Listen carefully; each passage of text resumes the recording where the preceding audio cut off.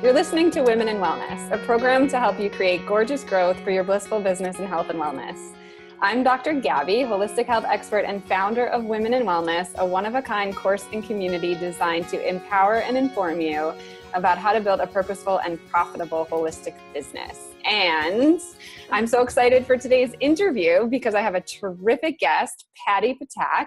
Pattie is CEO of Practice on Purpose, a full-service business consulting firm for doctors and health experts. She has 18 years of experience as the owner and hands-on administrator of a busy wellness center in Los Angeles. And for the past 4 years, she's been coaching the high-level mastermind group of the Mindshare Summit, which is where I met her not long ago. Hey. Hi, Pattie. Hello. Hi, Gabby. Thanks for having me. It's great to be here with you. I know. I'm so happy to reconnect with you here because I have a little bit of, Mindshare withdrawal. Like I was right? high when I came back, and now I'm starting to go, and I'm starting to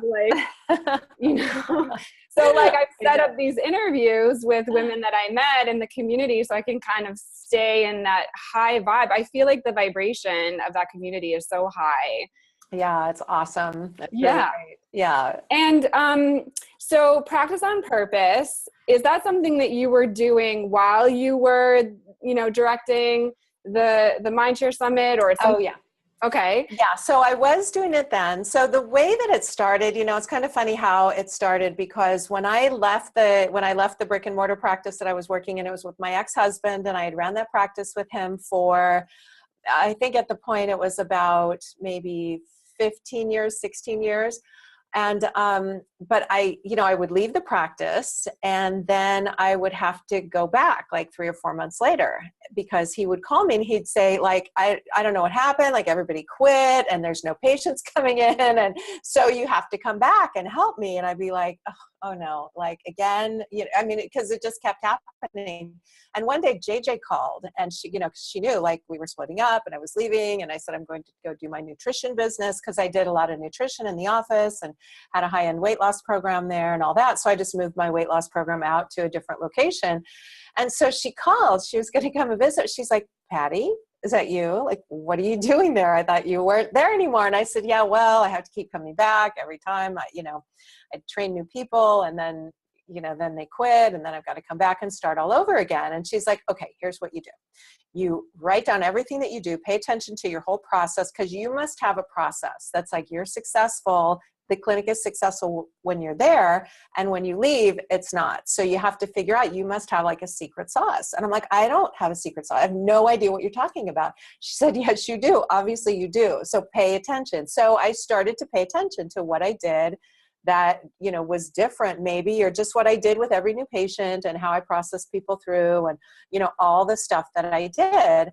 So I realized indeed I did have a system and it involved telling my story. So I would tell every new patient that came in, I told them, first of all, I educated them on how chiropractic worked. So I talked to them about what chiropractic was all about.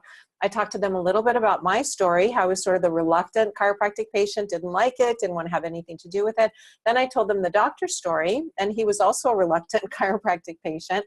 Then I talked to them about how the body heals, how chiropractic worked, and then I told them what the process was going to be in the office, like what was going to happen to them today, tomorrow, the next visit, and that we would really have a clear kind of a plan, something set up. And so I realized that that was something that I had always wanted because I had a lot of car accidents, and that's how I actually met my ex-husband, was because I'd been all over town trying to get better. It took me like 8 months to finally give up on the medical profession and them to give up on me. And I'd spent about $30,000 in medical bills, and I was no better. I was actually worse. So I had a lot of experience being a patient. So I knew how I wanted to be treated in an office, and I knew what I really needed to be able to really engage with the practitioner, and I wasn't getting it. So when I met, by the time I met him, I was totally fed up. I didn't want to have anything to do with him.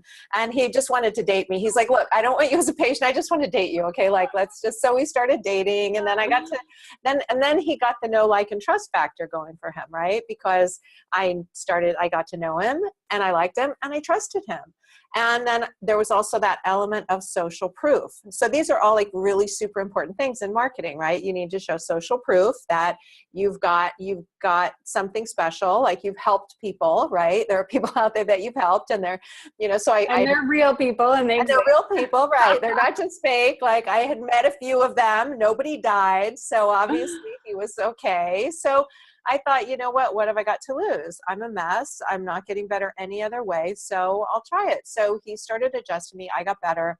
Long story short, then I started working in the office to really help other people receive the same kind of healing that I had, because I probably would not be here today if he didn't help me, if I didn't find chiropractic, if I didn't learn about that healing modality and learn how to take care of myself on my own, I would not be here. So I had a mission now. I was like, oh, you know what? I'm so much better. I really need to share this with other people and make it possible for people like me, who's a chiropractic skeptic, would never do anything like that, to get care like this. So I just created an office the way that I wanted to be treated. And I just, made it a really great environment for people to be able to get well and to feel safe and to be able to really engage with the office and the doctor and whatever that took. So that's sort of how that started. And then JJ said, I want you to come and help me and start coaching these doctors that I'm working with. And then she got the idea to do an event. And so I started helping her with the event. And then it just grew from like 40 people at the first official Mindshare in a hotel to over 300, like you just saw, the really big. So it's been really great. So how did you decide to develop like practice on purpose? It was sort of like you found your special sauce, it was working, and Right. then you thought, I'm going to do this as a business. I'm going to do this for other doctors who have clinics or health experts that need that support. How did that happen? Like, how did you decide you were going to do it as a job? Yeah, well, I just started, I got the name. I joined a mastermind. That's basically one of the things I did. We were just talking. I joined Lisa Sasovich's mastermind because I had no idea where to start. Like I had this idea for a business, but I didn't know what to do, right? I had no idea. Like, how do I, how do I crystallize this into something that I could actually coach people, make money at, and make it into a real business? So I joined a mastermind. And then I learned, I got the tools that I needed to create an online program. And then within 6 months, I had named the business. I had created a program. I created my special, way of coaching people. And then I was ready to start working with people one-on-one. And so that's how I started. And then I started to do group programs. And then I started, we released the mastermind group with Mindshare Summit. And so then we had 25 people in that course. I had my own group. There was something called the Gold group, and then there was a Sapphire group. So there were 2 levels. And then it just kind of went from there, and just was coaching doctors and helping them to build either their brick and mortar practice or keep their brick and mortar practice going while they were doing an online practice. Because a lot of times if they've got a brick and mortar practice and they decide to go online, people think it's so easy, right? Until they do it. I know, because you see all these advertisements, like I make 7 figures while I'm in the south of France on my laptop. Right.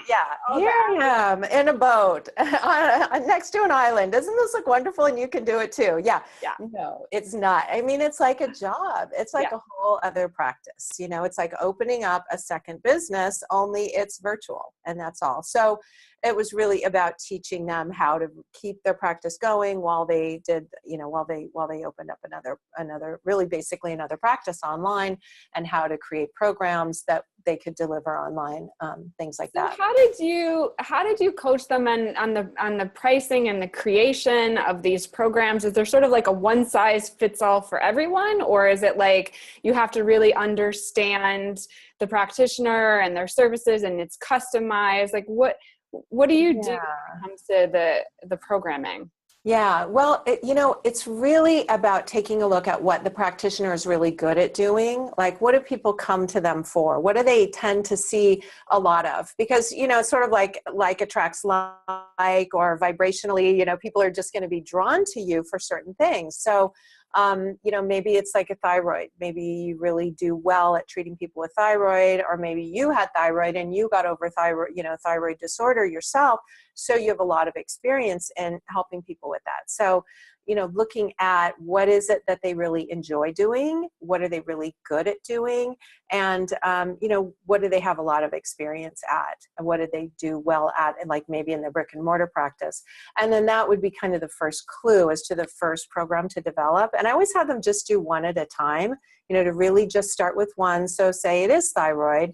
And so they would do that. They'd really figure that whole thing out. What steps do they take people through, and just really figure that out, and then just make it like like a formula. So they would have 4 visits, and they would do certain tests, and then you would re-examine them or reevaluate them on a certain visit. They would get a certain set of supplements, based on whatever there's like a core group of supplements, and then there's some that they can use as an upsell. Maybe there's like the bonus, there's like the super high level thyroid recovery program, the VIP thyroid program. Right. And you can have this, and, and just really how to factor all that in. Maybe there's a VIP day. Maybe you do, an intensive work with them. Maybe you do like a 2-hour interview or something. You help them with their exercise. So it, just really helps, because then you can, customize, you can customize the program for certain things, like if they need exercise, or if they're just really kind of not ready to exercise yet. So you can have different levels all within the same program. That's really exciting. And would you say that the focus of the program is like the healing and transformation of the patient? They're designed as healing programs, or are they more educational? What is commonly created? Well, I guess it would just depend on the kind of doctor it is, or the kind of health professional it is, and really what they're, kind of what they're doing. I mean, I have one client that teaches women how to balance their hormones through food. So her process is really a lot of education. She's teaching them how to cook. She's got recipes. She's got handouts and books, and they do live interactive, kind of workshops, things like that. And then other people, it's different. I mean, they're really looking at recovering from something that's, like a thyroid disease, or I think it just would vary depending on what their specialty is. And what are your suggestions about pricing stuff like that? Because you see a lot of this stuff online, and some of it's like $300, and some of it's $1,000, and some of it's $50,000. But like it seems like a big range. Yeah, and I think a lot of the health pricing comes from looking at what works. You're really looking at kind of the sweet spot, and people have done studies to see what really works the best in health, because health stuff is really different than pricing stuff like Brendan Bouchard, right? I mean, he's, you're going to make millions of dollars, right, with what he's teaching you, or like, things that are educating people how to make more money. So if it's something like, you're teaching people how, like if you're teaching a doctor how to create programs that are going to make them more money, if they get one client, they're going to make all their money back, then that's a higher ticket item, right? Because they can sell 2 programs and they've made all their money back, and then the rest is gravy. But if you're doing something for health, people don't like to spend a lot of money on their health. And that's one of the, that's kind of one of the problems with this. And, they found that the sweet spot is really for health-related things. $47 is the low end. $97 is the medium end. Okay. $147 to $197 is the higher end. 47, 97, 147, 197. Nice. Yeah. Well, yeah. That's a great benchmark. That's a great sort of range that people can. Because that's where people buy the most. It's sort of like, would you rather sell 5 programs at, $500, or would you rather sell 20 programs at $197? Mm-hmm. More people are going to buy because it seems like it's a much lower price. You're going to make more sales. And what do you think the difference is between spending money online and face-to-face? Because I'm thinking, like, I had this thing that was, my hips were messed up, and I was going to this massage therapist, and she was charging me like $125 every time that I went. And I had to keep going and going and going until it was fixed. Yeah. I don't have an insurance plan that covers it. So like, what do you think the difference is between people going to a practitioner or wellness center or doctor and spending that money versus buying the $97 program online? Well, I think it's, it's sort of like, what you're getting, right? When you get in your car and you get there and someone's actually putting their hands on you, it's more tangible, right? The benefits are more tangible because you know that they're actually, they're working on you. I think, with virtual programs or even, virtual coaching, it is a little bit different because you don't have that, that human element. I mean, I think with things now like Skype, it's a lot better because you do have that, personal thing. You can look them in the eyes and you can really kind of talk to them and get to know them on a more personal basis because you're face to face. But, I think it's kind of funny that it's just that, that whole difference between the actual human touch and the virtual thing.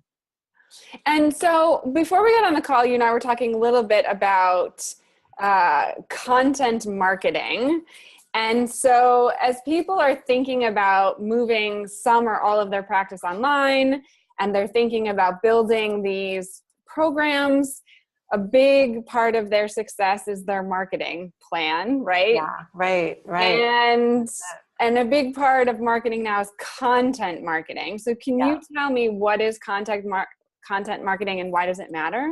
Yeah. So, the algorithms are always changing, right? So now you can't get anywhere on Facebook without paying for some advertising unless you've got some super viral stuff, right? Because it just doesn't go very far unless you boost your posts. So they're always changing the algorithm. Well, Google and their search engines have changed their algorithm again to favor what's called content marketing.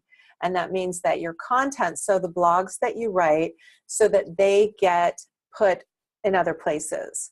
So that if you're getting published in somewhere like, in best case scenario, Huffington Post, because that goes everywhere, that gets a lot of play. But really smaller journals as well, like smaller online things. If you're just publishing your content in someone else's blog and in a magazine and an online magazine, something like that, and link them back to your website, link them back to your blog, direct them to your website, that gets a lot more attention. So Google has really adjusted their algorithm to favor that kind of marketing so that if they're seeing that you're out there a lot, that you've got content all over the place and people are coming to you from other magazines, other locations, other websites, that's going to bring you up on their search engine much more than it is just the keywords, like the traditional sort of, SEO that has been done for a long time. I mean, I had a guy come, he has a doctorate in computer programming. He applied to be my assistant at like $20 an hour. I'm like, are you kidding? He's like, no. And he was doing like SEO for big plastic surgeons in Beverly Hills, like all these incredible doctors. I'm looking at the websites that he said, it's dead. It's just the traditional SEO. It's not really working anymore. And there's just, other things have taken over. And one of those things is content marketing, which is actually good news because if you've got great content, if you've got great information and you're sending it out there and people are interested and they want to know more, then that's just going to raise your ranking. So, Google is looking at value, like who's providing the most value out there, not who's great at keyword searches, not who can just hire the best person to do their SEO, but they're really looking at who's got great content out there.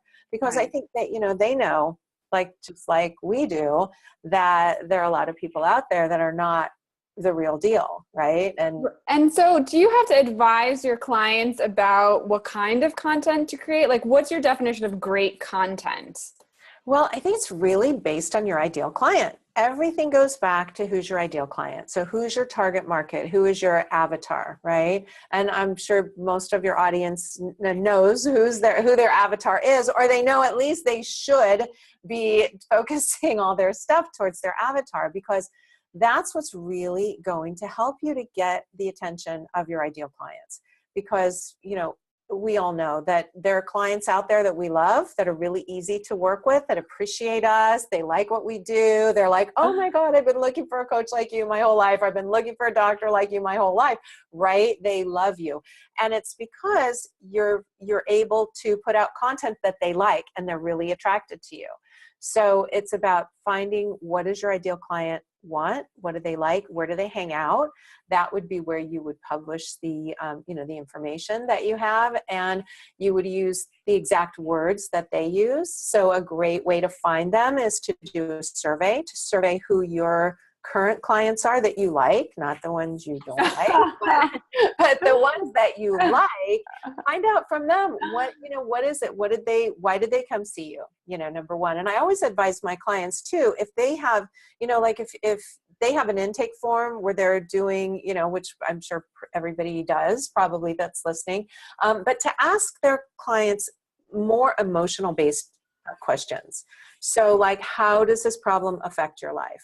Not just, how long have you had it? How does it manifest? Blah, blah, blah. But how does it affect your life? What does it prevent you from doing?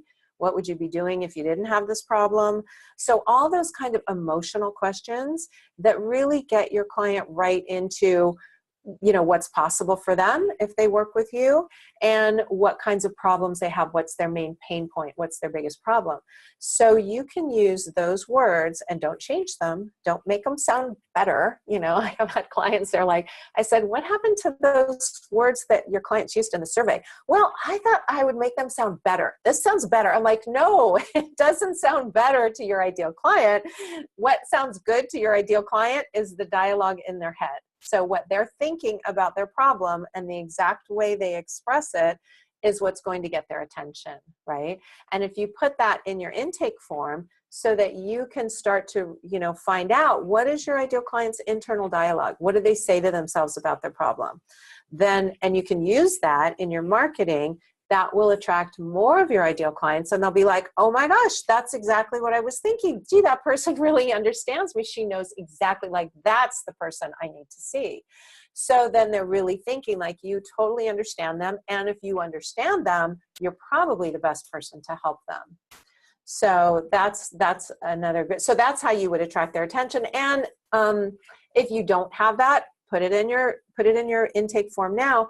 And another thing that you can do is send out a survey to people who you've seen before. So SurveyMonkey has great, it's free. You can do it all for free. Sometimes you need to entice people in order to fill out your survey, but let them know it's maybe a 5-minute, 2-minute survey, something like that, and give them some kind of a gift in order to do it, like give them a, some bonus or a worksheet or a recipe or, something like that, to incentivize them to do it. And then you get the answers, and you can use that in your marketing.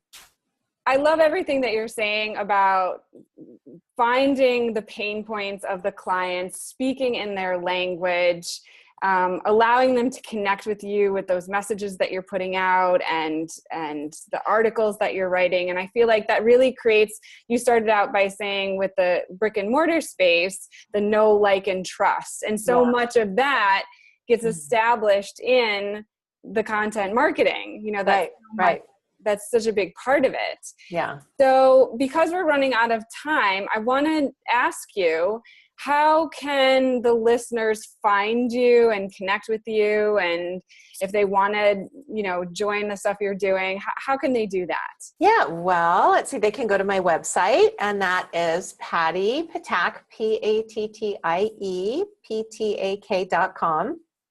And I have let's see, what is my current free gift is 7 social media hacks for healthcare. So it's an ebook that has a lot of this information in there. It talks about how to find your ideal client, how to attract your avatar.